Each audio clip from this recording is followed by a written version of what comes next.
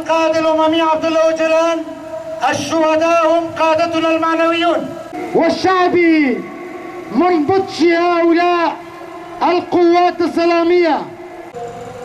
نقول لكم باسم القوات العسكرية نعزي عائلة الشهيد أحمد في البداية، ونعزي جميع عوائل الشهداء، كما نعزي رفاقنا العسكريين الموجودون الآن في جبهات القتال الذين يقاتلون ليلا نهارا الإرهاب الداعشي لإنهاء ما تبقى من فلوله في صحراء دير الزور، لنستطيع العيش بسلام وحرية على أرضنا في شمال سوريا ورجوع كردستان، لنعيش يدا بيد بنسيج واحد بكافة المكونات الموجودة على هذه الأرض من كرد وعرب وسريان وبكافة الأديان الموجودة هنا، لنستطيع العيش معا بحرية وسلام.